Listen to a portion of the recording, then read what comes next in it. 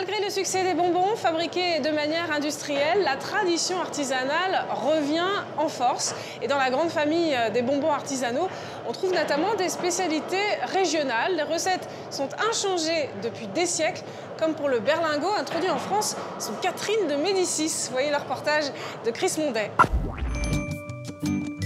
Dans cette confiserie spécialisée dans les bonbons artisanaux, ce sont les adultes qui viennent acheter leurs bonbons préférés pour une raison très simple. Ils y retombent en enfance. C'est l'enfance, c'est le goût d'autrefois, des bonbons qu'on ne trouve pas dans les grands magasins. C'est vrai que choisir le bonbon en vrac et dans un sachet, ça n'a rien à voir. C'est la tradition, c'est pas le bonbon artificiel avec des colorants. Et ils sont de toutes les couleurs colorées naturellement. Alors, je prends des produits naturels en venant ici. Et oui, dans le bonbon aussi, le naturel revient en force. Il y a une grosse tendance consommation actuellement. Pourquoi? Parce que, eh bien, tout simplement, on est sur ce retour du produit un peu plus naturel, plus sainement, manger moins, mais de meilleure qualité. On est vraiment dans cette optique-là. Et donc, automatiquement, les gens reviennent aussi vers cette confiserie. Le bonbon artisanal représente en effet 20% des ventes de bonbons. Il est principalement composé de sucre et de colorants naturels, et la gélatine en est presque systématiquement bannie. En France, il existe plus de 650 bonbons artisanaux qui font littéralement partie de notre patrimoine, car ils ont leur petite histoire. Il faut savoir aussi qu'en France, un bonbon, lorsqu'il est déposé, eh bien, on dépose sa formule. Une fois que la formule du bonbon, elle est déposée, on n'a plus le droit de modifier cette formule. Donc, on retrouve aujourd'hui la même traçabilité d'un bonbon qui a été fabriqué il y a 150 ans par une maison. Eh bien aujourd'hui, la fabrication est toujours la même, on garde les mêmes formules. Ce qui caractérise le bonbon artisanal, c'est aussi son appellation régionale.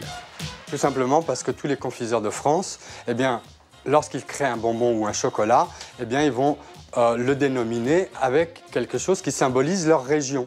Le bonbon star, celui que le monde entier connaît et qui symbolise l'enfance, c'est le fameux berlingot. Alors, quelle est son histoire? Le berlingot est un des plus vieux bonbons de France, puisque ses traces remonteraient au XIIIe siècle. Le berlingot, il s'est surtout démocratisé sous Catherine de Médicis, qui du coup nous a ramené les premiers berlingots d'Italie, parce que berlingot veut dire berlingo, et nous ramenant ces berlingots, elle a donné la notion à la cour de France de manger du sucre, non plus comme un médicament, mais pour le plaisir. Encore aujourd'hui, le berlingot nous fait fondre de plaisir. Mais comment est-il fabriqué? Dans cette petite entreprise, on fabrique des berlingots depuis plus de 100 ans et les techniques sont restées les mêmes. C'est que le bonbon, il est fait à la fois avec principalement du sucre. Chez nous, on a 55% de sucre. Et on le mélange avec du glucose de blé. La pâte a 97% de matière sèche. Donc il y a très très peu d'eau. Et donc c'est ce qui va faire que le bonbon va se garder dans le temps. La pâte est chauffée à 140 degrés. Naturellement couleur caramel, elle est ensuite colorée. Ici, on va colorer et aromatiser le bonbon, la pâte, avec des colorants naturels et des arômes principalement naturels. C'est de la framboise. Ensuite, il faut refroidir la pâte jusqu'à 80 degrés en la malaxant sur une table en fonte qui reste à température constante grâce à des circuits d'eau froide intégrés. Et que fait-on après pour obtenir notre fameux berlingot? On va donner une couleur particulière au bonbon. Là, en l'occurrence, on travaille du berlingot. Le berlingot a des légères rainures de couleur blanche. Donc on va travailler à base de sucre battu. C'est du sucre qui a été étiré, aéré, qui est d'une couleur très blanche. Et on va faire un travail de haute couture en étirant la pâte. Une fois les rayures de sucre ajoutées, la pâte va être étirée en passant dans les rouages d'un drôle de circuit. Elle va passer dans une machine qu'on appelle une rouleuse. La pâte est à 80 degrés et elle va pouvoir être travaillée pour passer sur la presse. De cette presse sortent chaque jour plus de 2 tonnes de berlingots qui sont ensuite découpés dans la forme triangulaire qui les caractérise.